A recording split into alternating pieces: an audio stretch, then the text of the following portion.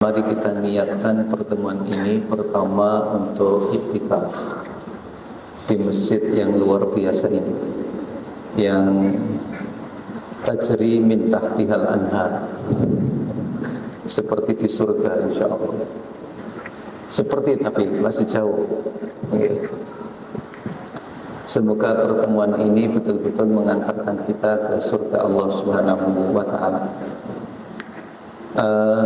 Kita akan membahas dua hal. Yang pertama maqasidut tilawah, dan yang kedua tentang surat Al-Hasyr.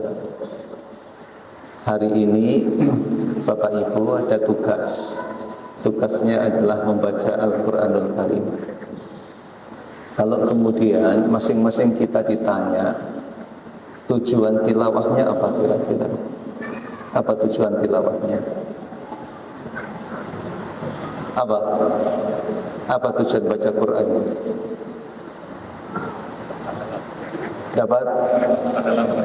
Dapat pahala baca Al-Quran. Yang lain ngejar target.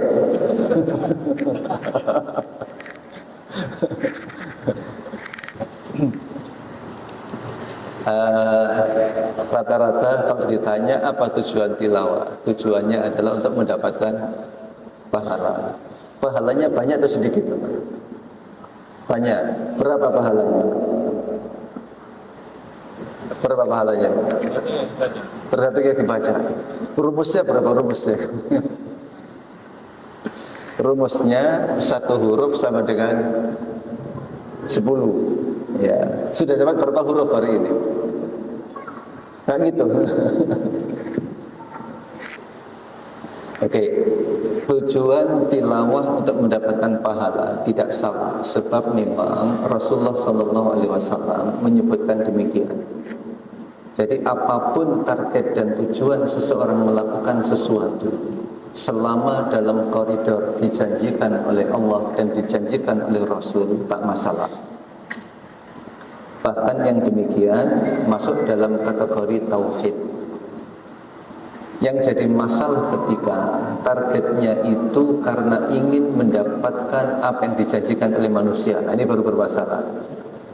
Ya, misalnya Pak Ali Hamdan menjanjikan yang paling banyak nanti akan mendapatkan hadiah. Ya, nah itu baru benar bermasalah karena targetnya untuk mendapatkan apa yang dijanjikan oleh manusia. Kalau begitu hadiahnya jadi apa tidak jadi? Enggak usah aja ya.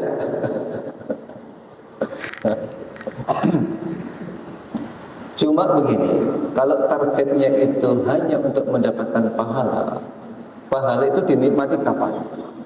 Kapan menikmati pahalanya itu? Di akhirat. Oke. Nah sekarang pertanyaannya, Al-Quran itu kitab dunia atau kitab akhirat? Al-Quran kitab dunia. Berarti semestinya yang paling banyak kita harapkan untuk mendapatkan dari Al-Quran untuk kepentingan dunia atau kepentingan akhirat? Kepentingan dunia. Seperti apa coba? Hadiah tadi.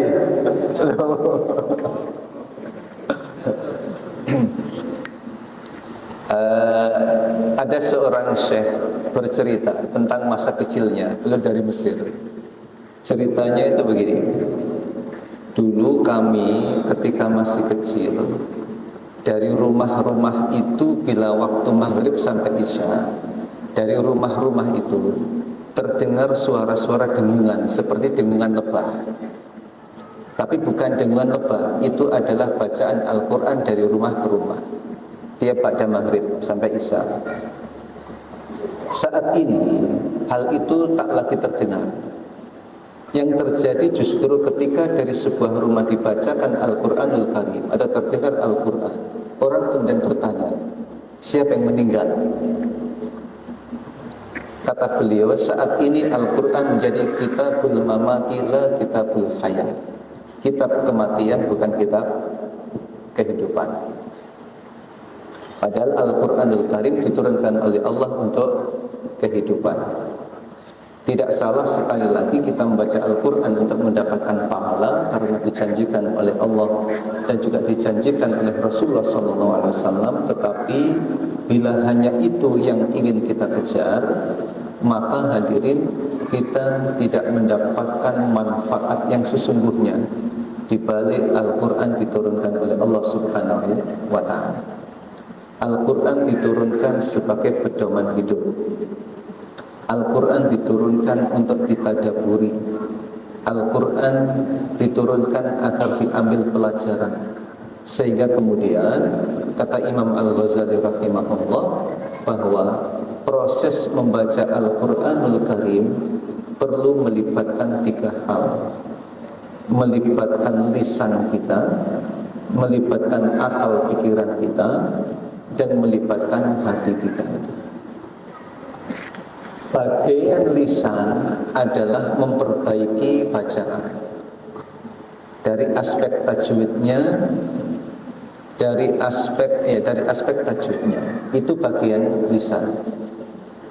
Bagian akal pikiran adalah memahaminya, sedangkan bagian hati adalah al-itti'adhu bihi, mengambil pelajaran dari Al-Qur'anul Karim itu. Nah, seperti ini hadirin yang dirahmati Allah Subhanahu wa Ta'ala, tidak bisa kemudian saat membacanya kita tergesa-gesa. Saat membacanya hanya aspek lisan saja yang terlibat, sementara akal pikiran kita kemana-mana dan hati kemudian tidak mengambil pelajaran tentangnya. Karena itu, sebelum kita membaca surat Al-Hasyr serta kandungan yang ada di dalamnya, perlu kita pastikan terlebih dulu bahwa proses tilawah yang kita lakukan itu sesuai dengan maqasid yang dikehendaki oleh Allah dan juga dikehendaki oleh Rasulullah SAW. Sebetulnya ketika kita membaca Al-Quran dari Al-Fatihah sampai surat An-Nas, tidak hanya surat Al-Hasyr, apa yang ingin kita peroleh. Bapak Ibu yang dirahmati Allah Subhanahu wa Ta'ala, kalau dalam surat Al-Baqarah ayat 121 kita temukan ayat yang menyebutkan yatslunahu haqqa tilawati. Yatslunahu haqqa tilawati, kata Qatadah, beliau mengartikannya begini, menafsirkannya, ay ahallu halalahu wa harramu haramahu wa amilu bima fihi, menghalalkan apa yang dihalalkan oleh Al-Quran, mengharamkan apa yang diharamkan oleh Al-Quran, serta mengamalkan apa yang terkandung di dalamnya. Itu makna hak tilawah, hak tilawati. Yatslunahu haqqa tilawati, tilawah yang sesungguhnya. Berarti membaca Al-Quran itu targetnya tidak semata-mata untuk mendapatkan pahala. Apa kemudian yang ingin kita targetkan hadirin rahmatullah? Yang pertama, kita membaca Al-Quran itu untuk mendapatkan ilmu. Ya, untuk mendapatkan ilmu.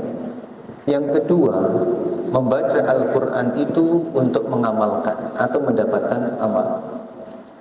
Yang ketiga, membaca Al-Quran itu untuk munajat. Dan yang ketiga, yang keempat, membaca Al-Quran itu untuk mendapatkan pahala. Nah, nanti kalau kita terapkan dalam surat Al-Hasyr, kita membaca surat Al-Hasyr, berarti kita ingin mendapatkan ilmu yang terkandung di dalam surat itu. Kita mengamalkan apa yang terkandung di dalamnya. Kemudian kita menggunakan Al-Hasyr itu untuk bermunajat kepada Allah Subhanahu wa Ta'ala, serta kita berharap pahala saat membaca tiap huruf, tiap kata dan kalimat dalam surat Al-Hasyr itu. Nah, sekarang ingin saya terangkan, saya jelaskan masing-masing target ini. Pertama, target untuk mendapatkan ilmu. Dasarnya apa?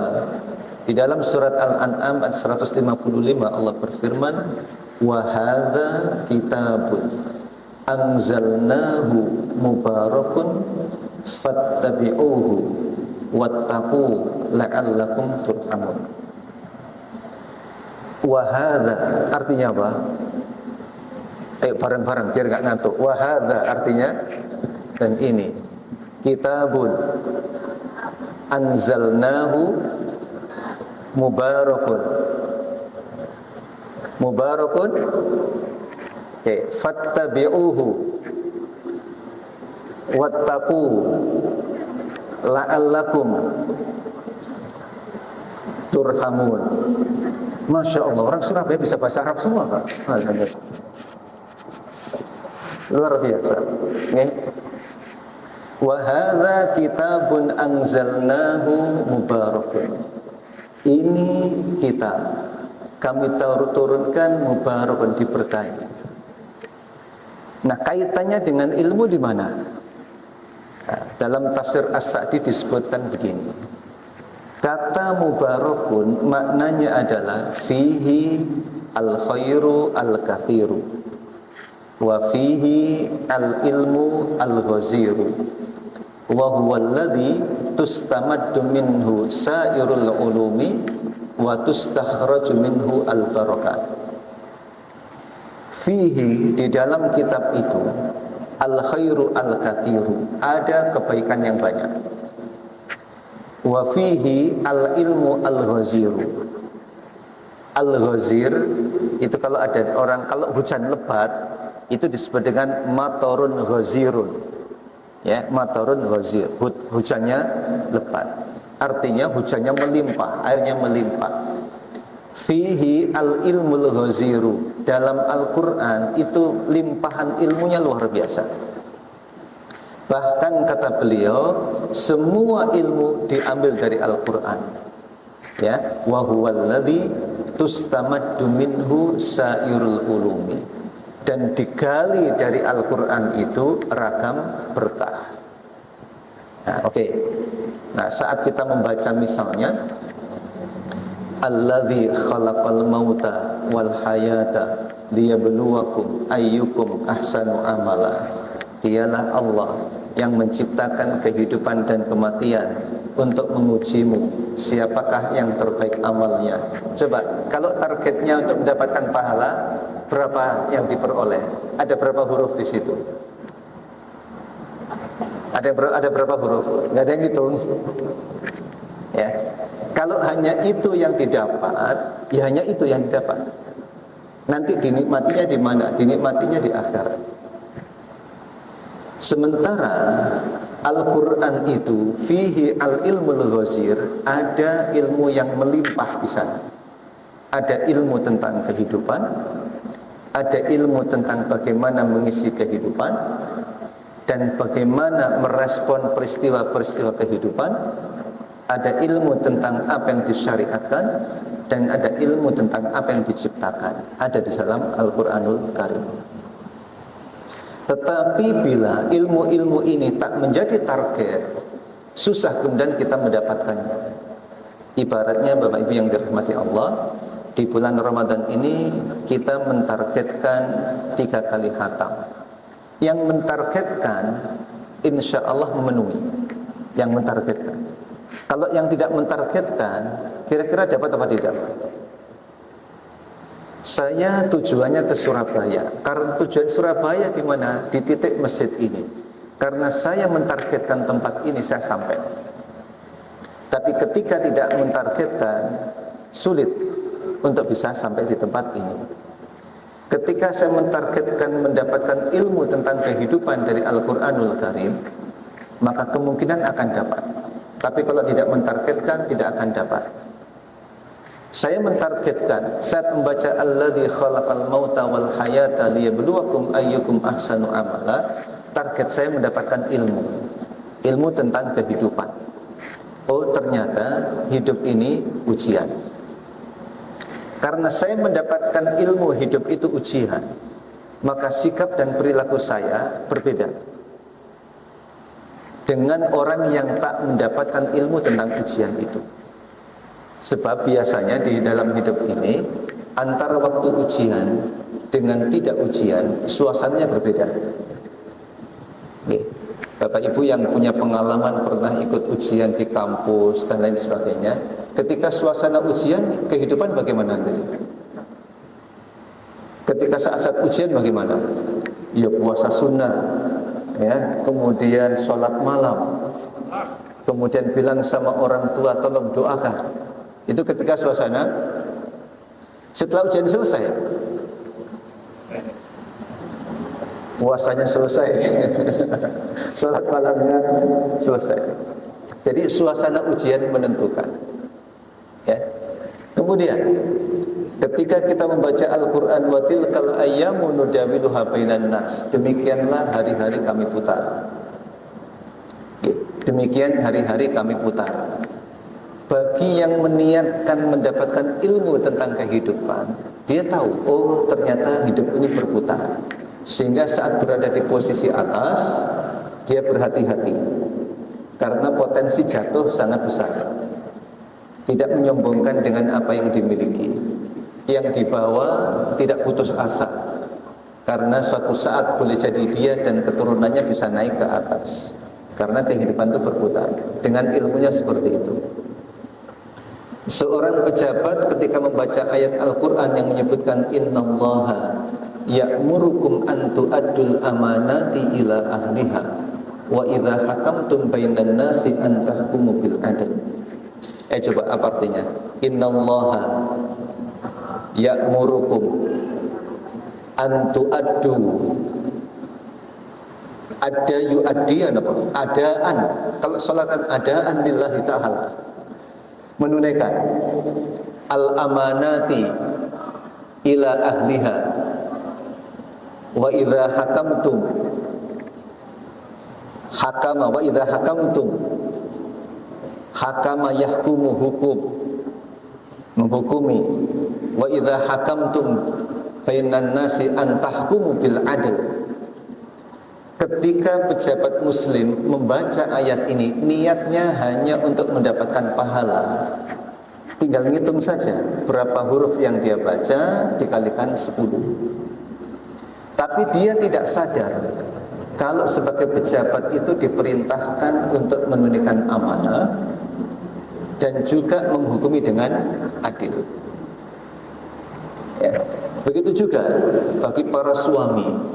Ketika membaca Al-Quranul Karim, ar-rijalu qawwamuna 'alan nisa'i bima faddalallahu ba'dahum 'ala ba'din wa bima anfaqu.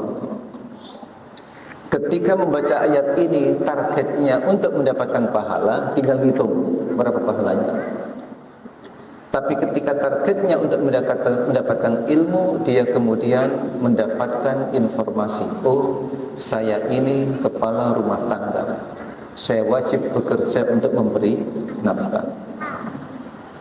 Bapak-bapak yang bekerja dari pagi sampai sore, ketika ditanya, lapo sampean kok ngoyo-ngoyo dari pagi sampai sore kerja?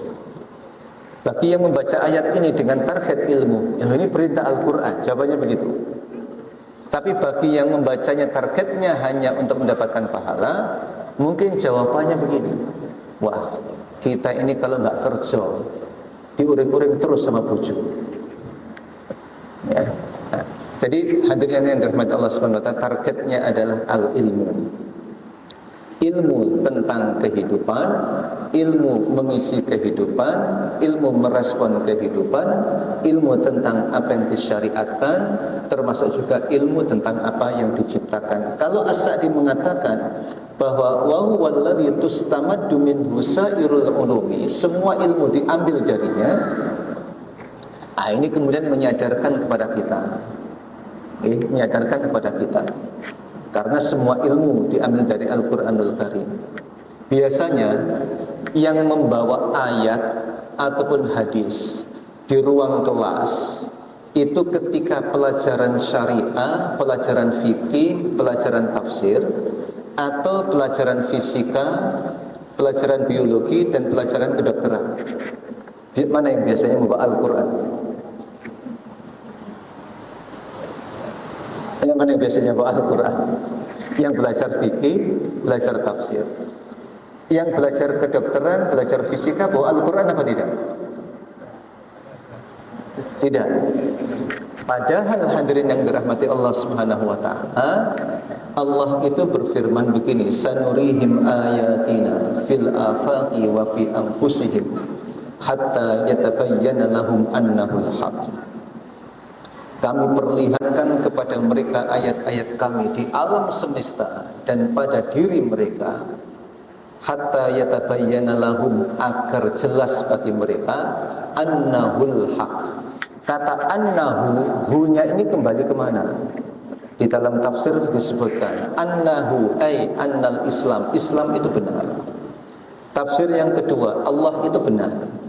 Yang ketiga, Rasul itu benar. Yang keempat, Quran itu benar. Coba, ada nggak yang bisa mendapatkan kesimpulan ketika belajar fisika, belajar tentang langit misalnya, kemudian berkesimpulan, oh ternyata Allah itu benar ya. Oh ternyata Islam itu benar ya. Oh ternyata Al-Quran itu benar ya. Ada nggak yang seperti itu? Padahal mapositnya, tujuannya begitu, sanurihim ayatina. Sebab tadi tidak mengambil ilmu itu dari Al-Quranul Karim, dan juga tidak memahami antara hubungan antara dirinya dengan alam semesta yang diciptakan oleh Allah Subhanahu wa taala. Padahal ada hubungan-hubungan. Di antaranya hubungannya apa? Hubungan spiritual. Hubungan spiritualnya bagaimana? Pohon itu bertasbih. Okay. Pohon itu bertasbih. Kemudian langit itu bertasbih. Langit bertasbih. Yang menarik itu adalah yang dipelajari bertasbih, sementara yang mempelajari tidak bertasbih. Ya. Misalnya yang belajar di kedokteran, tubuh manusia itu bertasbih, tapi yang belajar tidak bertasbih.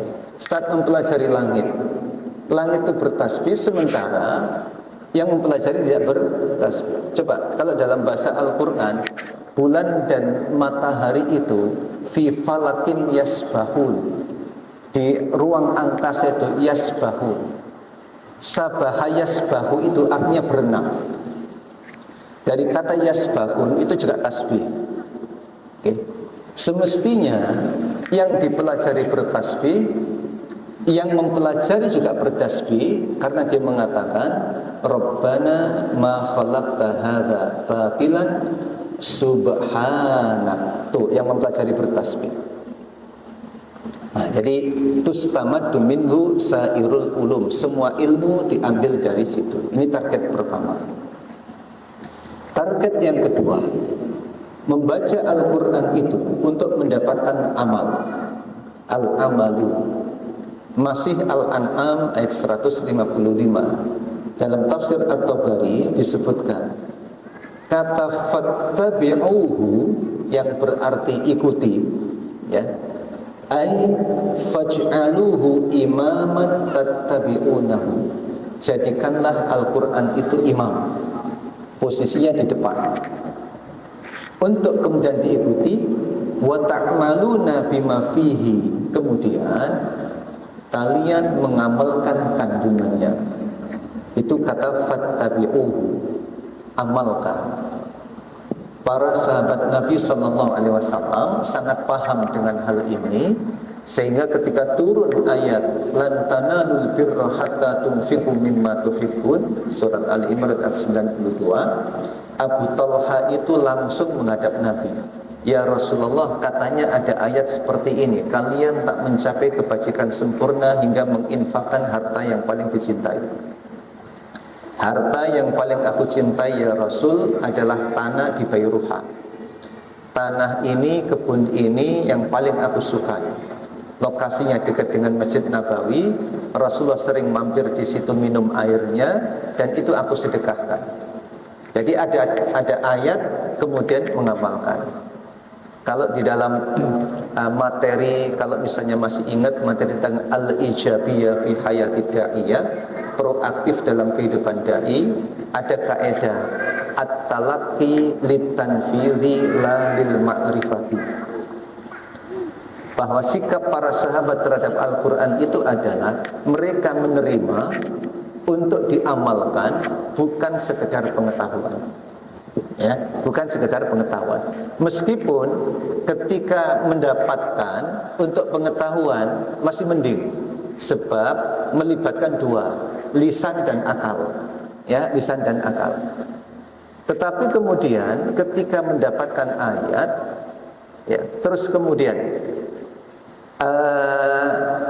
tidak mengamalkan dan juga tidak mengambil pelajaran atau memahami untuk mendapatkan pengetahuan, berarti hanya melibatkan satu hal, lisan saja, ya, mendapatkan lisan saja. Nah, hadirin yang dirahmati Allah Subhanahu wa taala, para sahabat seperti itu. At-talaqqi litanfidh, dapat informasi, dapat ayat, langsung diamalkan. Ketika turun ayat tentang hijab, begitu juga. Turun ayat-ayat hijab, ibu-ibu langsung bereaksi. Taplak-taplak kain-kain dicabut, diambil untuk menutupi auratnya. Ini at-talaqqi litanfidh. Kemudian saat turun ayat final tentang khomer, padahal dikisahkan saat itu para sahabat sedang kumpul bersama dan ada yang nuangkan khomer di gelas-gelas, ya. Turun ayat yang mengatakan khomer ini rijsun min amalis syaitani fajtanibuhu. Mereka spontanitas intahina, dibuang semuanya. Dan tidak ada yang mengatakan eman, gelas terakhir. Langsung intahina. At-talaqqi litanfidh. Sehingga di kalangan mereka itu dikenal istilah begini, kami kalau membaca Al-Quran tidak pindah ayat hingga kami memahami dan mengamalkan, baru kemudian pindah ayat. Alhamdulillah Ustaz, selama ini kami gak pindah-pindah Ustaz, karena belum mengamalkan. Berarti sama dengan para sahabat berarti kan. Coba sahabat cepat ya. Jadi melibatkan tiga unsur tadi cepat, lisan, akal, dan juga hati. Nah, targetnya adalah mengamalkan. Kemudian berikutnya ihwatifillah yang dirahmati Allah Subhanahu wa taala. Membaca Al-Qur'an itu targetnya adalah munajat. Bermunajat kepada Allah. Naja yunaji, berbisik, berdialog. Nah, ini inspirasinya diambil dari ungkapan Sufyan Ats-Tsauri ketika ditanya oleh Abdullah bin Al-Mubarak rahimahullah.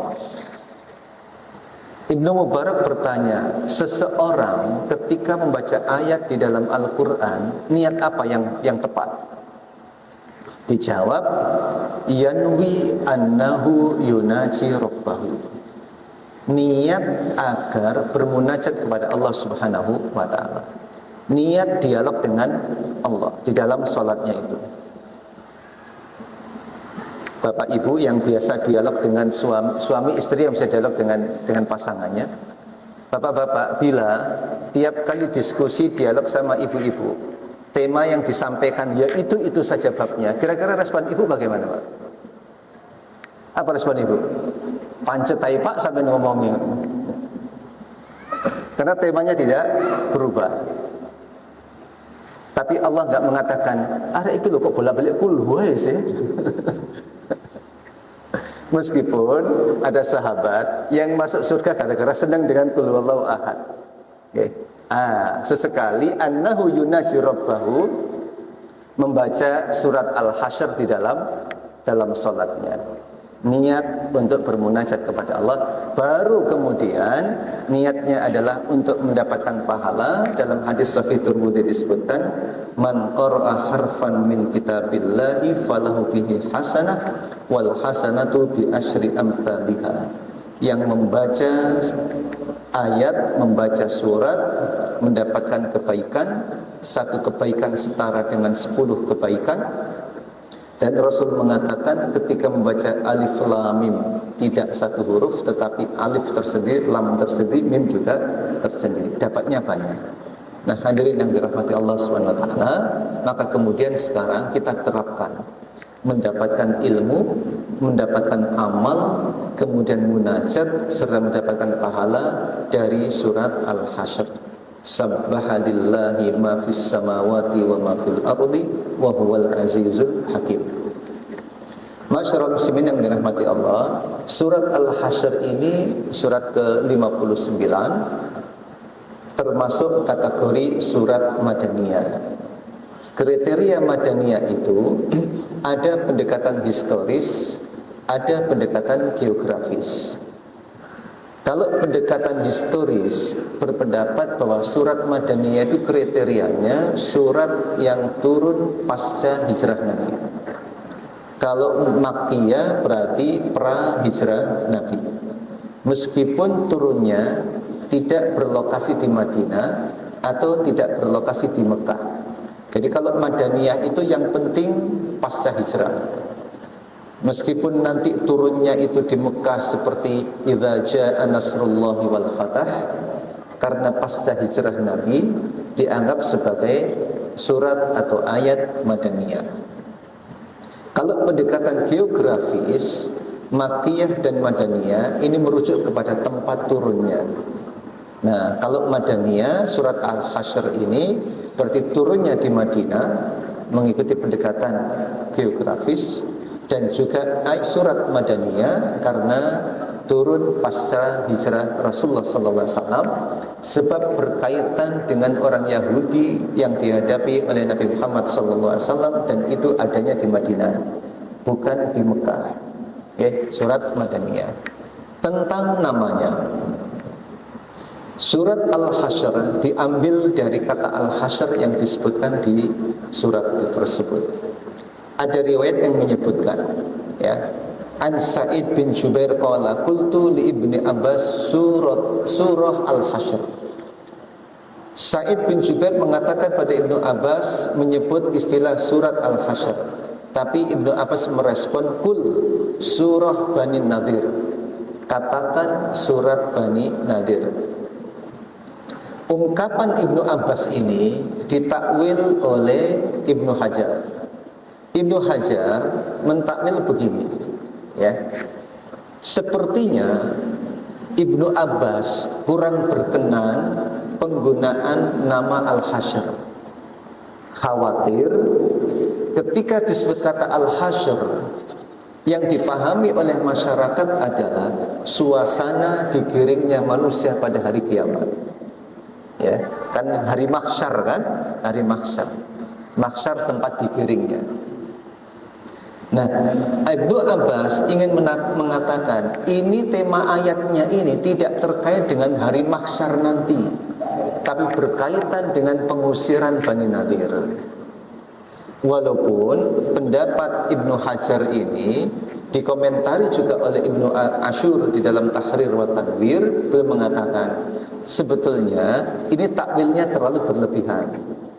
Ya, sebab kata-kata Ibnu Abbas mengatakan kul, katakanlah kepada Sa'id bin Jubair, itu sebetulnya pilihan. Maksudnya apa? Oke, silahkan kamu menggunakan surat Al-Hasyr, juga boleh juga menggunakan istilah Bani Nadir. Saya kira tak terlalu penting apalah arti sebuah nama, tapi penting kita ketahui, ya, nama-nama dari Al-Quran atau ayat-ayat Allah Subhanahu wa Ta'ala. Secara garis besar hadirin yang dirahmati Allah Subhanahu wa Ta'ala, surat Al-Hasyr ini kandungannya ini: ayat 1 mensucikan Allah, 2 dan 5 pengusiran Bani Nadir, 6 dan 7 hukum fai', hukum harta rampasan perang tanpa didahului oleh peperangan atau kontak fisik. Kemudian 8-10 tentang kelebihan dan keutamaan orang-orang muhajirin serta orang-orang ansor, termasuk juga orang-orang yang hidup pasca muhajirin dan ansor. Terus kemudian ada loyalitas orang-orang munafik kepada orang-orang Yahudi. Kemudian janji orang munafik itu sama dengan janjinya setan, mirip, ya. Kemudian perintah bertakwa dan kesuksesan orang yang bertakwa, serta ditutup dengan Al-Asma'ul Husna, ya, Al-Asma'ul Husna. Hadirin yang dirahmati Allah Subhanahu wa Ta'ala, sabbaha lillahi ma fis samawati wa ma fil ardi wa huwal azizul hakim. Ayatnya cukup banyak, tidak kita bahas satu persatu, ya. Poin-poin penting yang bisa kita ambil dengan target tadi, mendapatkan apa tadi, Bapak? Ilmu, amal, munajat, dan mendapatkan pahala. Sabbaha lillahi ma fis samawati wa ma fil ardi wa huwal azizul hakim. Sabbaha bertasbih. lillahi, kepada Allah, ma fis samawati wa ma fil ardi. Kata ma di sini termasuk yang bernyawa maupun yang tidak bernyawa, manusia maupun yang lainnya, semuanya bertasbih kepada Allah Subhanahu wa taala, mensucikan Allah, tapi dengan cara yang berbeda-beda. Kita tidak memahaminya. Manusia bertasbih, lingkungan sekitar kita juga bertasbih. Nah, ada silah yang harus dibangun dalam kehidupan ini yang disebut dengan silah ruhiyah. Tadi sudah saya singgung. Hubungan spiritual antara kita dengan alam yang ada di sekitar kita. Kita bertasbih, pohon-pohon juga bertasbih, air juga bertasbih. Ketika sama-sama bertasbih, hadirin, maka kita akan berpikir ketika melakukan kerusakan di muka bumi Allah Subhanahu wa taala. Sebab Allah menciptakan bumi ini dengan indah dan dengan baik, bukan untuk dirusak, maka kita pun juga berusaha untuk menjaganya. Bertasbih, mensucikan Allah Subhanahu wa taala. Allah itu maha suci. Tidak ada yang kurang pada diri Allah Subhanahu wa taala, dan tidak ada yang kurang dengan apa yang diciptakan oleh Allah Subhanahu wa taala. Tetapi masyarakat muslimin, panjenengan yang setiap hari atau sering datang ke tempat ini, ya, kemudian satu saat melihat lukisan pemandangan yang ada di sekitar ini, dan lukisannya bagus, baik. Biasanya responnya bagaimana melihat lukisan itu? Wih, indah sekali lukisannya, ya, indah sekali lukisannya. Tetapi ketika datang ke tempat ini, lihat aslinya, jarang kemudian mengatakan apa? Indah sekali alam ciptaan Allah Subhanahu wa taala ini. Ya. Jarang kita mengkasih. Karena apa? Karena sudah terlalu biasa. Nah, di antara persoalan kita hingga kemudian enggan memuji Allah dan bahkan juga enggan bersyukur pada Allah Subhanahu wa taala ketika sudah terbiasa. Ketika sudah terbiasa. Suami sudah terbiasa lihat istrinya, dianggap biasa-biasa saja. Saat pulang ke rumah lihat istrinya sehat, jarang yang mengatakan alhamdulillah istriku sehat. Ya. Kemudian istri karena terbiasa lihat suaminya, ya biasa-biasa saja. Ketika datang assalamualaikum, salam, salaman, cium tangan, jarang dalam hatinya kemudian mengatakan alhamdulillah suamiku sehat. Baru ketika istri nggak pulang-pulang, suami nggak pulang-pulang, baru kemudian gelisah. Karena faktor terlalu biasa. Subhanallahi ma fis samawati wa ma fil ardi. Masyarakat muslimin yang dirahmati Allah Subhanahu wa taala, diawali dengan tasbih, mensucikan Allah Subhanahu wa taala. Baru kemudian ada berita. Allah menjelaskan tentang huwallazi akhrajal ladzina kafaru min ahlil kitabi min diyarihim li awalil hasyr. Dialah Allah Subhanahu wa taala yang mengeluarkan dan mengusir orang-orang kafir dari kalangan ahli kitab. Peristiwanya begini.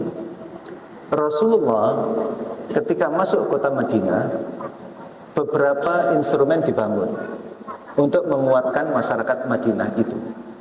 Di antaranya membangun masjid, mendirikan pasar, dan menetapkan Mitsaqul Madinah yang sering diistilahkan dengan Piagam Madinah. Di dalam Piagam Madinah itu ada klausul, siapapun yang tinggal di Madinah, Muslimkah atau ahli kitab orang Yahudikah, mereka terikat dengan perjanjian. Apabila dari kalangan penduduk Madinah itu ada yang terlibat dalam pembunuhan, kemudian dan akibatnya kemudian ada denda atau diat, maka diat akan ditanggung renteng bersama. Muslim terlibat, Muslim juga harus ikut nyumbang, yang Yahudi pun juga demikian. Itu klausulnya, semuanya harus terlibat dan terikat. Nah, suatu saat Nabi Muhammad SAW dengan beberapa orang sahabat seperti Abu Bakar dan Ali, beliau berkunjung ke Bani Nadir. Disambut dengan baik, disambut dengan ramah, tetapi mereka memendam kebencian. Diutuslah dari kalangan mereka seorang eksekutor naik ke atas bangunan, tujuannya adalah melemparkan batu agar menimpa Muhammad dan Muhammad meninggal.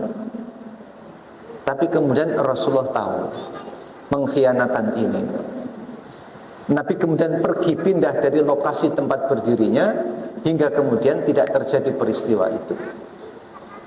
Kemudian Nabi ingin memberikan sanksi kepada mereka. Semestinya kalau sudah terikat dengan perjanjian, semuanya tunduk di bawah satu komando.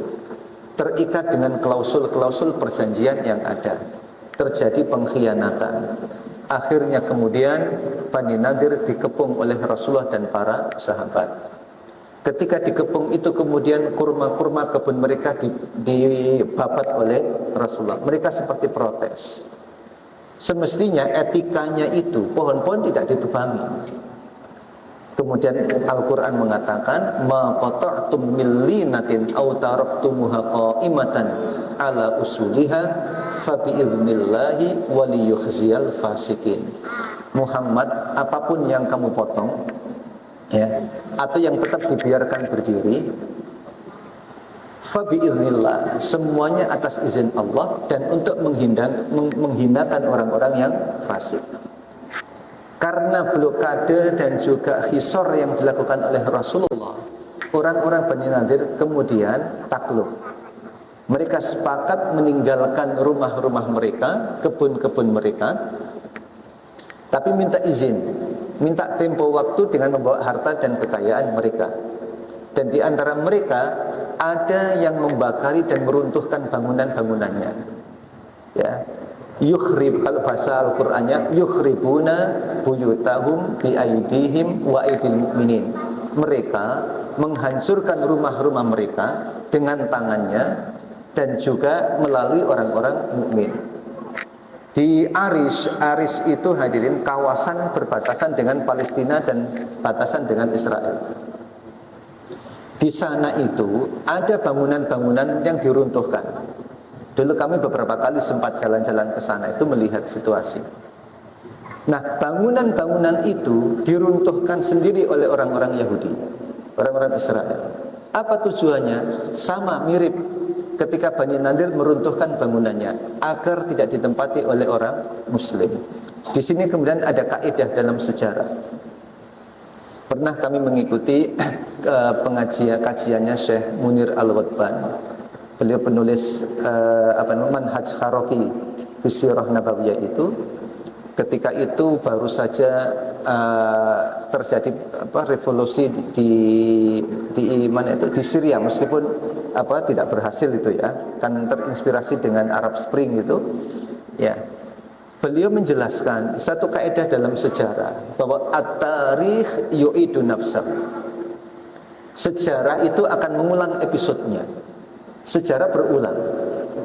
Ketika Bani Nadir menghancurkan rumah-rumah mereka dan itu diabadikan oleh Al-Quran, yukhribuna buyutahum biaidihim wa aidil mu'minin.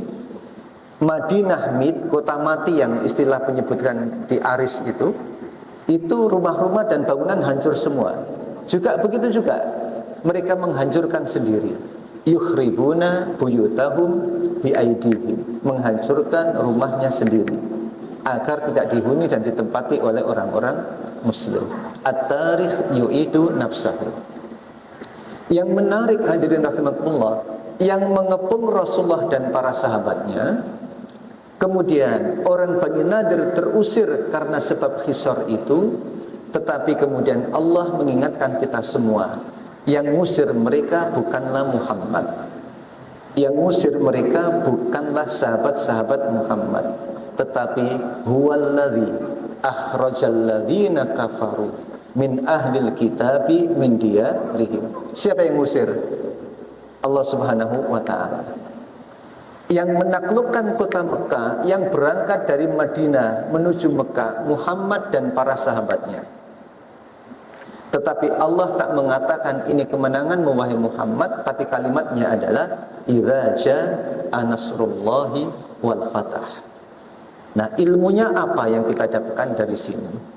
Bapak Ibu yang dirahmati Allah Subhanahu wa taala, ilmu yang kita dapat adalah apapun prestasi yang kita capai, maka bukan hasil karya kita, bukan hasil prestasi kita. Capaian-capaian kita dalam panggung profesi, dalam panggung ekonomi, politik dan lain sebagainya, bukan hasil jerih payah kita. Itu ilmunya. Tetapi ini merupakan karunia Allah Subhanahu wa ta'ala. Itu ilmunya. Kemudian amalnya bagaimana? Abu Lais As-Samarqandi rahimahullah mengatakan begini, agar pendapatan yang diperoleh seorang muslim itu masuk kategori thayyib atau baik, ada 5 yang beliau ingatkan. Salah satunya adalah ketika memperoleh hasil, yakini hasil itu dari Allah, bukan prestasi pribadinya. Itu sudah amal, diterapkan begitu. Ketika mendapatkan gaji, ini bukan prestasi saya, bukan karena saya bekerja, tapi ini adalah karunia Allah. Jawabannya bukan jawaban Qarun yang mengatakan innama utituhu ala ilmin indi, aku seperti ini karena punya ilmu. Tetapi jawabannya seperti Nabi Sulaiman yang mengatakan hadza min fadli rabbi. Jadi kesuksesan apapun. Kemudian hadirin yang dirahmati Allah Subhanahu wa taala. Sabbaha lillahi ma fis samawati wa ma fil ardi. Kemudian ada pembagian fai. Fai itu harta rampasan perang. Ada ghanimah, ada fai. Ghanimah harta rampasan perang, tapi diawali dengan kontak fisik. Diawali dengan pertempuran dan peperangan. Kalau fai tanpa diawali dengan kontak fisik, tanpa peperangan, seperti Bani Nadir ini. Bani Nadir keluar setelah mereka diblokade oleh Rasulullah dan para sahabat di Hisar, dikepung. Mereka kemudian keluar, praktis kemudian rumah mereka, lahan mereka, kekayaan mereka yang tertinggal menjadi fai, harta rampasan perang. Nah, harta rampasan perang ini kemudian dibagi oleh Rasulullah SAW. Nabi mengatakan kepada orang-orang Ansor, wahai orang-orang Ansor, ini ada harta rampasan perang. Kalau kalian bersedia, harta rampasan perang ini aku khususkan untuk orang-orang Muhajirin. Untuk kalian gak usah, kalian sudah punya. Semestinya hadirin, harta rampasan perang itu dibagi untuk semua yang ikut perang, baik Muhajirin maupun orang Ansor. Tapi Rasulullah mengatakan, ini aku bagi untuk orang Muhajirin saja. Apa respon orang-orang Ansor? Orang Ansor bilang begini, jangan seperti itu ya Rasulullah. Lalu terus bagaimana? Begini, harta rampasan perang itu ditambah dengan sebagian harta kami, kasihkan ke orang Muhajirin. Itu respon orang-orang Ansor. Ini luar biasa, tidak luar biasa Bapak Ibu yang dirahmati Allah Subhanahu wa taala. Kita kan kadang mikir ya, mikirnya begini. Ya sudah, yang ini misalnya iuran yang ini untuk ini saja ya. Kita responnya begini, waduh kebanyakan misalnya. Kalau orang Ansor tidak. Ya udah, oke, itu untuk itu, kemudian ditambah dengan yang kami punya, kan begitu? Ya. Nah, hadirin yang dirahmati Allah Subhanahu wa taala, ilmu apa yang kita peroleh di dalam ayat ini? Di sini Bapak Ibu yang dirahmati Allah Subhanahu wa taala, ada nilai-nilai ekonomi. Di antaranya adalah distribusi kekayaan. Distribusi kekayaan itu Bapak Ibu yang dirahmati Allah Subhanahu wa taala, ada beberapa basisnya. Yang pertama adalah basis prestasi, basis kontribusi aktual. Orang mendapatkan kekayaan karena kontribusi aktualnya. Dia bekerja dapat upah, dia berbisnis dapat laba. Tetapi kemudian basis ini orang beda-beda. Karena ada orang yang bekerja hasilnya cukup dan lebih, ada yang nggak cukup. Ada orang yang dagang hasilnya mencapai nisab, ada juga yang rugi. Nah, bagaimana kemudian untuk menutupi kekurangannya? Untuk menutupi kekurangan bagi yang kurang ini ada pembagian berbasis kebutuhan. Orang-orang muhajirin, mereka ketika meninggalkan kota Mekah, praktis meninggalkan pula harta dan kekayaannya. Termasuk kisah yang sangat terkenal itu Suhaib Ar-Rumi. Mereka meninggalkan kota Mekah, saat mau berangkat dihadang oleh orang Mekah. Wahai Suhaib, kamu di Mekah dulu nggak punya apa-apa. Kemudian kamu sukses di sini. Maka sekarang bila kamu meninggalkan Mekah juga harus nggak bawa apa-apa. Ditantang seperti itu, Suhaib mengatakan, memangnya kalau saya tinggal hartaku, kalian membolehkan aku pergi? Iya boleh. Ya sudah, ditinggal. Nah ternyata kemudian sampainya di kota Madinah, disambut oleh kaum muslimin, oleh orang-orang muhajirin yang lebih dulu dan orang Ansor, Robiha Suhaib. Robiha Suhaib. Suhaib mendapatkan laba. Suhaib mendapatkan laba. Padahal modalnya ditinggal. Modalnya ditinggal. Berarti hadirin, dalam hidup ini ada makna hakiki dan ada makna majazi. Ada makna hakikat, ya, ada makna yang real dan ada makna metafora. Kalau bagi kita seringkali ukuran-ukuran yang kita jadikan sebagai acuan berdasarkan ilmu fikih, ya, berdasarkan ilmu fikih yang sifatnya real, realistis, terkait dengan amalan, terkait dengan praktis. Dalam kajian ekonomi begitu juga. Untung itu apa? Oh, untung itu ketika total revenue dikurangi total cost, masih lebih besar, masih ada lebihnya, masih ada kelebihan. Tetapi hadirin, di sini kita diajarkan dengan rumus yang lain. Ketika seseorang meninggalkan harta dan kekayaannya untuk hijrah untuk Allah Subhanahu wa taala, ternyata kemudian muncul kata robiha. Muncul kata laba itu. Robiha Suhaib. Begitu juga hadirin yang rahmat Allah Subhanahu wa taala, para sahabat itu pernah dites oleh Nabi. Tesnya begini, siapa yang lebih senang dan lebih suka harta ahli warisnya daripada harta sendiri? Para sahabat menjawab, tidak ada ya Rasul, kami ini ya pasti lebih senang harta kami. Masa lebih senang harta orang tua atau harta anak-anak? Tetapi kemudian Nabi mengatakan, hartamu adalah ma qaddama yang sudah kamu gunakan, sementara ma akhara yang kamu sisakan itu bukan hartamu. Nah kemarin itu hadirnya Allah SWT, misalnya kita kan dimobilisasi, diminta ayo infak. Yang sudah diinfakkan itu hartamu, ma qaddama. Yang masih tersisa belum tentu milik kita. Maka disebut Nabi dengan itu harta ahli waris. Kalau nggak percaya coba, ibu-ibu punya uang 1 miliar di rekening belum digunakan, ibu-ibu meninggal, ahli warisnya siapa Bu? Siapa ahli warisnya? Ternyata ibu-ibu nggak ada yang mau meninggal. Saya pindah saja bapak-bapak. Ya, itu harta ahli waris. Ma qaddama ma akhara. Jadi hadirin yang dirahmati Allah Subhanahu wa taala, konsep distribusi harta. Kemudian di dalam ayat ini Al-Hasyr ayat 7 ada kalimat kaila yakuna dulatam bainal aghniya'i minkum, agar harta tak hanya berputar terkonsentrasi di tangan orang kaya. Dari ayat ini ada ilmu tentang maqasidul mal, tujuan harta. Harta itu diberikan oleh Allah kepada manusia, apa tujuannya? Tujuannya adalah dulah. Dulah ini berputar, tadawul, agar harta berputar, tidak diam. Kaila yakuna dulatan bainal aghniya'i minkum. Makanya kemudian kita diperintah untuk konsumsi, diperintah untuk donasi, diperintah untuk investasi dalam rangka memutar harta.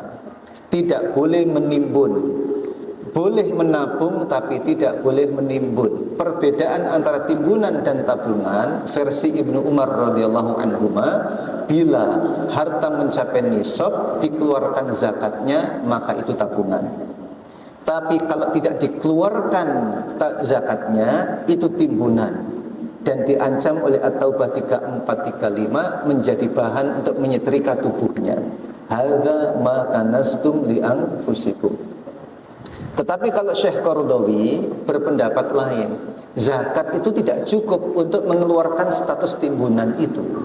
Harus dibelanjakan, harus diinvestasikan, harus didonasikan, diputar, tidak boleh diam. Makanya kemudian ada riwayat yang menyebutkan ittajiru bi amwalil yatama hatta la ta'kulha shadaqah. Investasikan harta anak yatim termasuk harta kita agar tak habis dimakan oleh zakat. Panjenengan punya uang tabungan 1 miliar, tiap tahun itu 2,5%, 2,5%. Lama kelamaan dibawa, kalau dibuat kurva itu nanti akan menurun. Ini ilmunya. Ya, kemudian hadirin yang dirahmati Allah Subhanahu wa taala, ketika Rasulullah tadi menetapkan ini bagian untuk orang muhajirin saja. Ya, bagian untuk orang muhajirin saja. Kemudian orang Ansor ditambah dengan harta kami ya Rasul. Nah, di sini kemudian ada pendapat pemerintah boleh menetapkan kewajiban harta kepada rakyatnya selain zakat. Nah, ini dalilnya orang-orang pajak itu di sini di antara. Kemudian Bapak Ibu yang dirahmati Allah Subhanahu wa taala. Nah, setelah kita mendapatkan ilmunya, amalnya bagaimana? Amalnya adalah harta yang dimiliki harus diputar. Tidak boleh diam. Sekarang bulan Ramadan banyak yang memanfaatkan momentumnya ini dengan zakat mal. Meskipun zakat mal tidak harus di bulan Ramadan. Sebab kebutuhan fakir miskin tidak hanya di bulan Ramadan. Ya, kemudian kalau zakat lebih baik diarahkan lewat lembaga. Meskipun Utsman bin Affan saja pada masanya itu membolehkan jenis harta tertentu boleh langsung ke mustahik atau ke baitul mal. Sebab apa? Sebab zakat itu bukan sekedar untuk mencukupi kebutuhan 1 hari dan 2 hari. Sementara kita kalau ngasih zakat ke orang fakir miskin 100.000, 200.000 itu hanya cukup 1 hari 2 hari. Kalau versinya para ahli fikih, sekali diberi kalau bisa cukup 1 tahun atau cukup sepanjang hidupnya. Dan itu gak bisa kalau personal pada saat ini. Loh Ustaz, bisa Ustaz 100.000 cukup 1 tahun. Iya cukup untuk 1 tahun kalau dibelikan kalender dari Januari sampai Desember.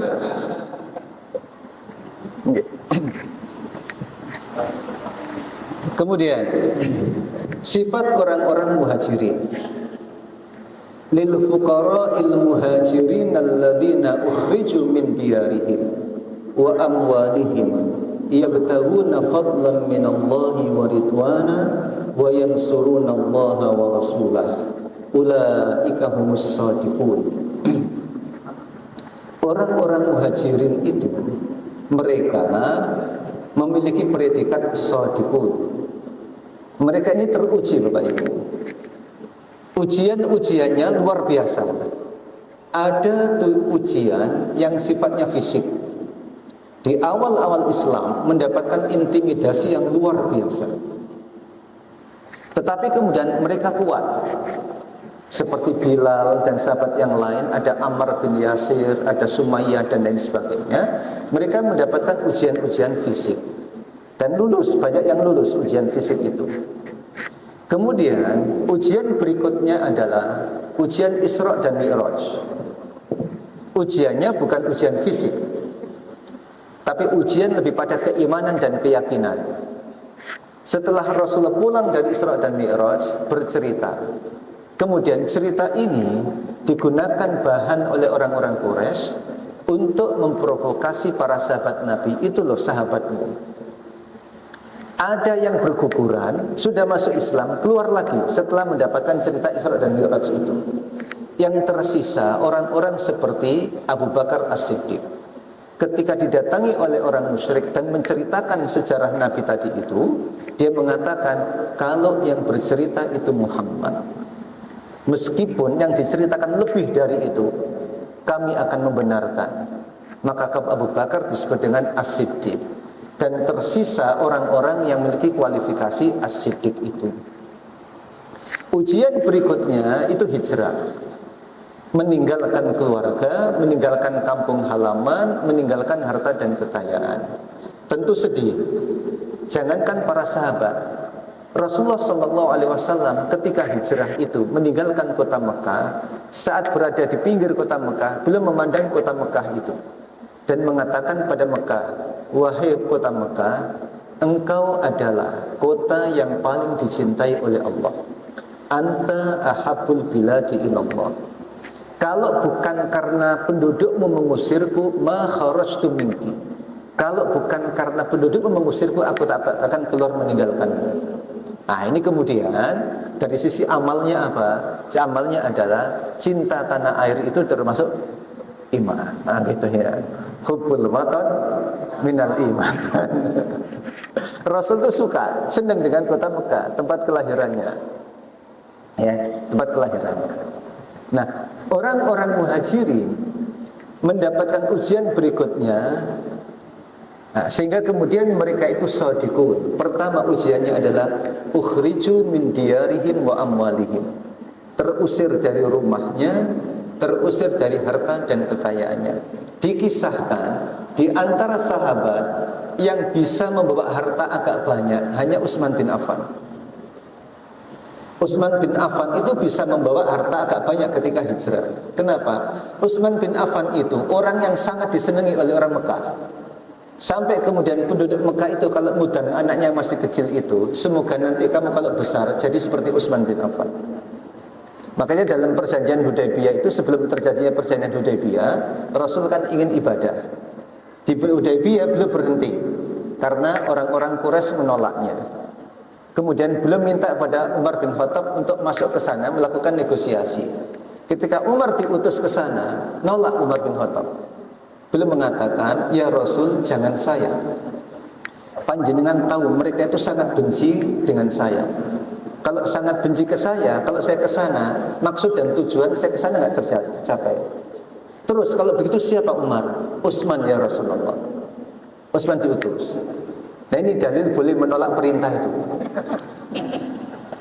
Tapi ada alasannya. Ada gantinya. Ada gantinya. Nah, Utsman diutus. Kenapa? Tadi karena Utsman sangat disenangi. Nah, hadirin yang Allah, alladzina ukhriju min diyarihim wa amwalihim yabtaghuna fadlan minallahi wa ridwana. Mereka melakukan seperti itu demi mencari karunia Allah dan ridha Allah, serta untuk membela Allah dan Rasulnya. Ulaika humus shadiqun. Nah, ini kriteria muhajirin. Kalau panjenengan Bapak yang dirahmati Allah Subhanahu wa taala, itu tidak masuk kriteria muhajirin. Sebab nanti di sini ada profil muhajirin, ada profil ansor, ada profil walladzina ja'u min ba'dihim. Orang-orang setelah itu. Tapi enggak apa-apa, panjenengan disebut hijrah juga. Kan rata-rata pendatang semua kan? Muhajir. Ya, muhajir. Nah, ketika hijrah ini hadirin, ada yang gagal. Ada yang gagal memenuhi kriteria siddiqun ini. Ada seseorang laki-laki mau hijrah ke Madinah, tetapi karena ngesir seorang cewek yang bernama Ummul Qais, hingga kemudian disebut dengan muhajir Ummul Qais. Nah, kemudian keluarlah hadis Nabi sallallahu alaihi wasallam yang sangat terkenal. Hafal hadisnya Ibu, Bapak Ibu? Apa hadisnya? Semoga bukan hadis pertama dan terakhir yang hafal. Innamal a'malu binniyat wa innama likulli imri'in ma nawa. Nah, ada yang gagal untuk menjadi siddiqun itu. Nah, orang-orang muhajirin disebutkan sifatnya, mereka itu karena meninggalkan harta dan kekayaannya menjadi fuqara, kemudian mendapatkan prioritas harta rampasan perang atau fai, kemudian sedekah. terusir dari Mekah, berharap karunia dan ridha Allah Subhanahu wa taala, kemudian membela Allah dan juga membela Rasulnya. Sementara profil orang Ansar, walladzina tabawwa'ud dar wal imana min qablihim yuhibbuna man hajara ilaihim wa la yajiduna fi sudurihim hajatan mimma utu wa yu'thiruna ala anfusihim walau kana bihim khasasah. Di situ hadirin ada puncak ukhuwah yang ditunjukkan oleh orang-orang Ansar yang disebut dengan itsar. Kalau kita mempelajari rukun ukhuwah itu kan ada kalimat begini, innama uridu bil ukhuwati antartabitu al qulubu wal arwah biribatil akidah. Hati, ruh terikat dengan ikatan akidah. Wal aqidatu awthaqur rawabiti wa aghlaha. Akidah itu ikatan yang paling kuat dan paling mahal. Kemudian berikutnya, kekuatan pertama ada kekuatan persatuan, dan tak ada persatuan tanpa ada cinta. Kemudian ditutup dengan paling tinggi dari derajat ukhuwah itu adalah darajatul itsar. Ketika itsar dipraktekkan oleh orang-orang Ansar, mereka memprioritaskan orang Muhajirin meskipun sedang membutuhkannya. Yang sangat terkenal itu adalah Abdurrahman bin Auf dengan Sa'ad bin Rabi. Tidak usah saya sampaikan ceritanya karena kangelan panjenengan mengamalkannya. Kemudian ada generasi pasca Muhajirin dan Ansar. Di antara kitab tafsir menyebutkannya tabi'in, tapi ada juga tabi'in dan kaum muslimin ila yaumil qiyamah. Ya. Sehingga kemudian kalau kita menggunakan kriteria yang kedua, tabi'in dan generasi muslim sampai akhir kiamat, kita bisa meraih posisi ini. Meraih posisi ini. Yaitu dengan cara apa? Memenuhi kriteria-kriterianya. Walladzina ja'u min ba'dihim yaquluna rabbana ighfir lana wa li ikhwanina alladzina sabaquna bil iman. Kriterianya adalah hatinya bersih, hatinya jernih, tidak ada hasad ke dalam para sahabat, kepada para sahabat, dan tidak ada hasad dan dengki kepada para pendahulu. Sehingga hadirin, secara amal bagaimana? Perlu kiranya ketika kita masuk ke sebuah kampung misalnya, dan di situ ada orang yang terlebih dulu Islamnya, lebih tua, lebih sepuh. Kemudian penting bagi kita kemudian menghargainya. Itu adalah saudara seiman kita. Kita doakan yang bersangkutan dan tak ada ganjalan di dalam hati kita. Itu kalau amalnya seperti itu. Ya, amalnya seperti itu. Jadi tidak ada ganjaran. Sering berdoa Rabbana ighfir lana wa li ikhwanina alladzina sabaquna bil iman wa la taj'al fi qulubina ghillan lil ladzina amanu. Hal ini cukup berat. Ya, cukup berat. Kadang hadirin rahmati Allah Subhanahu wa taala, suasana hati kita kalah oleh faktor politik. Suasana hati itu kalah oleh faktor politik.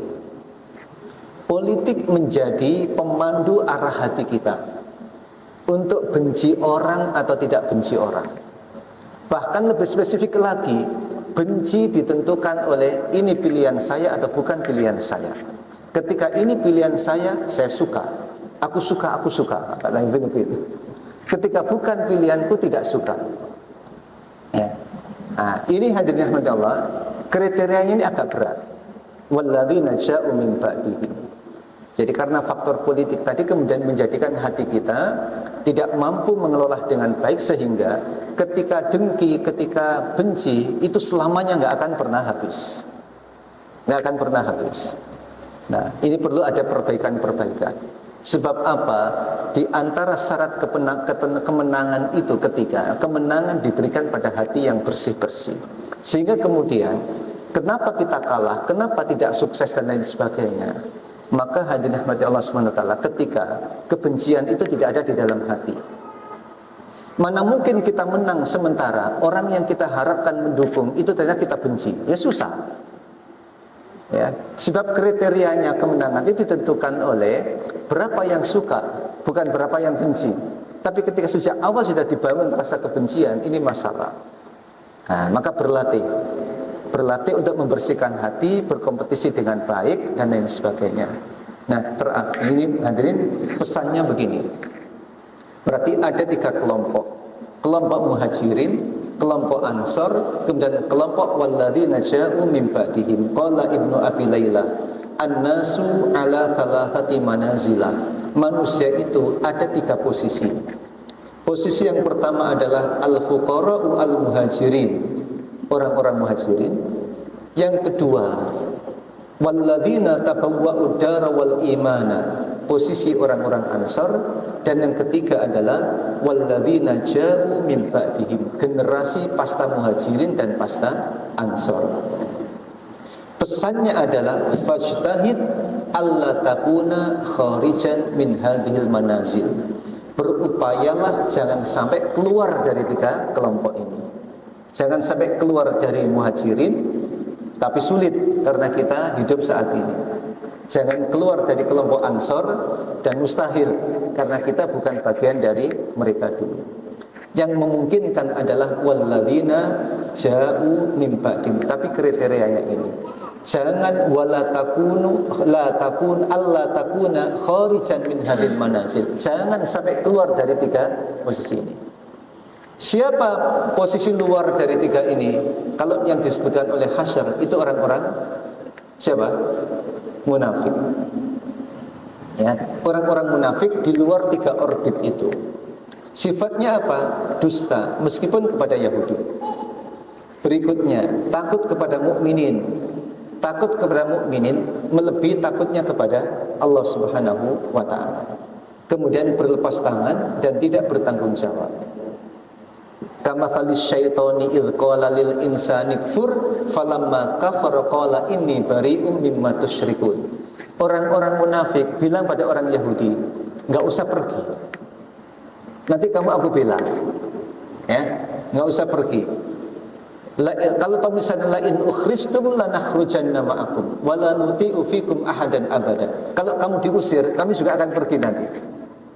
Tetapi ternyata ketika orang Yahudi diusir, mereka pergi apa tidak? Berlepas tangan. Kenapa?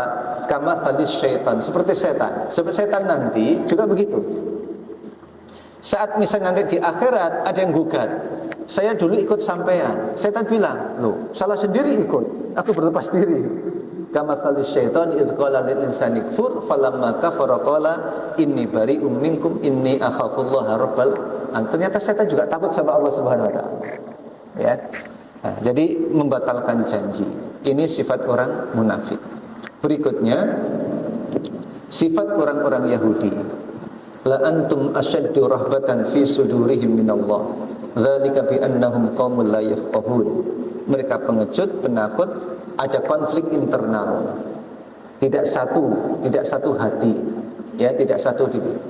Kita menganggapnya seperti mereka itu utuh dan satu. Tetapi Al-Qur'an menyebutkan wa qulubuhum syatta. Hatinya itu berpecah-pecah. Ya, hatinya penuh dengan masalah. Kalau toh mereka kelihatan bersatu dengan orang munafik hanya formalitas saja, tidak sesungguhnya. Oke, saya percepat nanti dengan hati Allah. Berikutnya, wasiat untuk orang-orang yang beriman.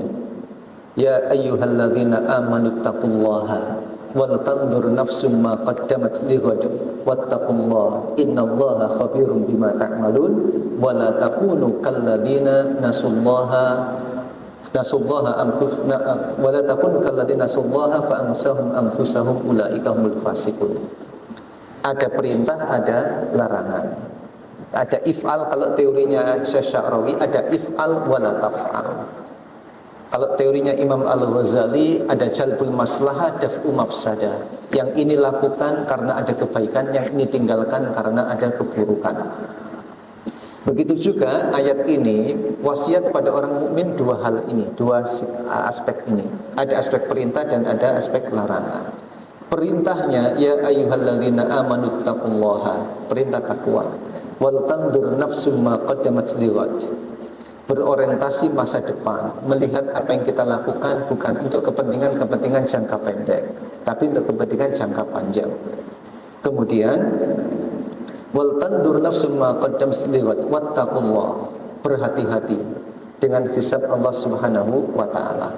Jadi inti takwa di antaranya adalah kehati-hatian. Kehati-hatian ini pernah dipraktekkan oleh Utsman bin Affan, oleh Abdurrahman bin Auf. Beliau menghadap Ummu Salamah dengan mengatakan, "Ya Umma, wahai bunda, saya takut. Takut apa wahai anakku? Uangku banyak. Aku takut hartaku akan menjebakku dan menjatuhkanku. Ya sudah, nak, kamu sedekahkan." Abdurrahman bin Auf itu pengusaha sukses. Ukuran pengusaha itu sukses atau tidak ketika curhatnya itu ketika kebanyakan uang. Kalau curhatnya kebanyakan uang itu ukuran sukses. Tapi kalau curhatnya pas nggak punya duit itu belum sukses. Ya. Hati-hati. Kemudian larangannya apa? Wala takunu kalladzina nasullaha. Jangan melupakan Allah. Maka nanti akan dijadikan oleh Allah lupa diri. Orang yang tidak makrifat kepada Allah tidak akan mengenal dirinya. Kalau dia mengenal Allah sebagai Tuhannya, dia kenal dirinya sebagai hamba Allah. Kalau tidak mengenal Allah sebagai Tuhannya, dia tidak tahu dan tidak sadar kalau dirinya adalah hamba. Karena tak tahu dirinya hamba, dia tidak akan menghamba, tidak akan beribadah kepada Allah Subhanahu wa taala, dan hindari fasik. Terakhir, bagian dari Asmaul Husna. Kaifa nata'ayash ma'al asma'il husna. Asmaul Husna di sini ada ilmunya. Ya, kemudian ada amalnya. Bagaimana kemudian rekomendasi tadi, targetnya adalah untuk mendapatkan amal dari bacaan kita, Huwallahul ladzi la ilaha illahu alimul ghaibi wasyahadah huwar rahmanur rahim. Bagaimana untuk berinteraksi dengan Asmaul Husna? Yang pertama adalah pelajari ilmunya. Ilmu tentang Asmaul Husna. Ilmu tentang Asmaul Husna, makna-makna Asmaul Husna, makna Ar-Rahman, ilmu tentang Ar-Rahman, ilmu tentang Ar-Rahim, ilmu tentang Al-Fatah, ilmu tentang Al-Jabbar dan sebagainya. Berikutnya, ta'ayusnya adalah tawassul bi asma'illahil husna. Berdoa dengan Asmaul Husna. Ini termasuk tauhid juga, boleh. Kita kalau berdoa kan begini, hadirin yang dirahmati Allah Subhanahu wa taala, ya Rahman, irhamna. Ya Fattah, iftah babar rizki. Ya Alim, alimna. Ya Allah, ya Rahman, ya Rahim. Itu tawassul dengan Asmaul Husna, dan itu puncak tauhid. Walillahil asmaul husna fad'uhu biha. Kemudian yang ketiga, membiasakan diri menghubungkan pengalaman hidup dengan Asmaul Husna. Ketika mendapatkan rizki, ketika mendapatkan THR, dikaitkan dengan Asmaul Husna.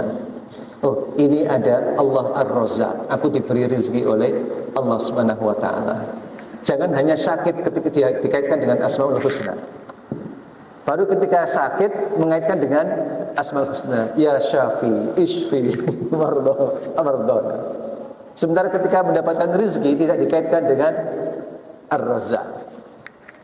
Begitu juga hadirnya yang dirahmati Allah Subhanahu wa taala, ada sindiran dari Imam Al-Ghazali rahimahullah. Kadang orang tua ketika anaknya dilamar oleh seorang pemuda kaya, tapi dia tidak soleh. Orang tua biasanya mengaitkan dengan Asmaul Husna. Allah nanti akan memberi hidayah. Jadi lamarannya diterima karena Allah memberi hidayah. Tapi ketika yang melamar ini hadirin, yang melamar ini orang yang soleh tapi nggak punya duit, dia tidak mengaitkan dengan Asmaul Husna. Nanti Allah Maha Pemberi rezeki. Berat, ya. Jadi membiasakan mengaitkan pengalaman hidup dengan Asmaul Husna. Baru kemudian berakhlak at-takhalluq bi ma'ani Asmaul Husna. Berakhlak dengan nama-nama Asmaul Husna. Bapak Ibu yang dirahmati Allah Subhanahu wa taala, ini yang bisa saya sampaikan, semoga bermanfaat. Wallahu a'lam bishawab. Kata kafir itu dari kata kafar. Kafar itu artinya gotoan, tutup. Ya, tutup. Nah, dari kata kafar itu muncul cover buruk, sampul penutup. Ya. Nah, jadi yang dirahmati Allah Subhanahu wa taala. Jadi ada makna bahasa dan ada makna istilah. Ada penyebutan kata kafar, kufur, itu juga melihat konteks ayat ini. Kalau yang dimaksud di dalam ayat itu, kita ada kategorisasi seperti di dalam surat Al-Baqarah di Al-Baqarah. Ada orang yang beriman kepada Allah, kemudian ada orang munafik dan ada orang kafir. Nah, sehingga kata yang disebutkan di situ yang dimaksud adalah orang kafir yang tidak beriman pada Allah Subhanahu wa taala, yang kemudian sama halnya dia diberitahu atau tidak, dia tidak beriman pada Allah Subhanahu wa taala. Sawa'un 'alaihim a'anzartahum am lam tunzirhum la yu'minun. Kalau menggunakan tipologi yang ada di dalam surat Al-Baqarah. Tetapi hadirin yang dirahmati Allah, kata kufur juga kaitannya dengan kenikmatan. La in syakartum la azidannakum wa la in kafartum inna 'adzabi lasyadid. Ini juga kufur nikmat. Nah, walaupun kemudian hadirin Rasulullah itu pernah menyebutkan begini.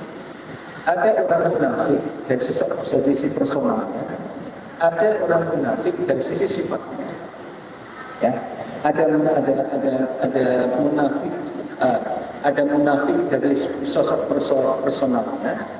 Rasulullah itu punya sekretaris khusus yang membawa daftar orang-orang munafik. Sampai seperti Umar bin Khattab dan sahabat yang lain itu nginceng, nanya, namaku ada nggak di sini? Tetapi kemudian Nabi juga pernah menyebut bahwa di dalam dirimu ada sifat munafik. Jadi ada personal dan juga ada sifat. Yang kufur, orang kafir itu sudah ada personal dan juga ada sifat. Di dalam surah Al-Hasyr ini juga disebutkan huwallazi akhrajal ladzina kafaru min ahli kitab min diyarihim personal. Tapi juga ada orang yang sifat-sifat. Nah, yang terkait dengan sifat belum tentu yang bersangkutan kafir dari sisi sosoknya tadi. Karena ada juga muslim dengan pada Allah Subhanahu wa taala, tapi tuturannya aneh. Ya, meskipun muslim. Tetapi secara sifat-sifat ada sekarang sifat-sifat. Dan tapi kita tidak bisa mengklaim yang bersangkutan sebagai orang yang kafir menurut kriteria sosok tadi. Ya. Nah, termasuk juga kemunafikan dan juga kemudian boleh jadi bukan sosok orang munafik seperti Abdullah bin Ubay dan sebagainya, tetapi ada sifat-sifat yang melekat pada orang mukmin itu yang mengandung unsur-unsur kemunafikan. Sehingga hadirin, ini kita kembalikan berikutnya adalah kaidah al-hadi ilallah. Pemberi petunjuk adalah Allah Subhanahu wa taala. Kita hanya berikhtiar. Terhadap orang yang angel dituturi seperti ini kemudian jangan berputus asa untuk menuturinya. Malah dalam Al-Quran itu, kalau misalnya sudah diklaim yang bersangkutan itu, taruhlah misalnya penduduk neraka, tetap namanya mengingatkan kita. Makanya ada ayat yang mencela orang-orang yang akan ada protes itu. Kenapa kamu tak mengingatkan mereka padahal mereka itu misalnya masuk neraka?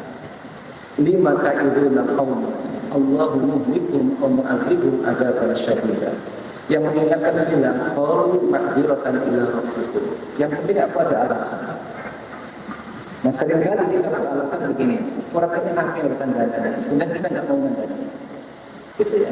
Jadi kata kafir itu ada yang disebutkan kembali kepada sosok personal, tetapi ada juga yang terkait dengan sifat-sifat tertentu yang boleh jadi kekufuran itu ada juga pada diri seorang muslim. Mohon maaf.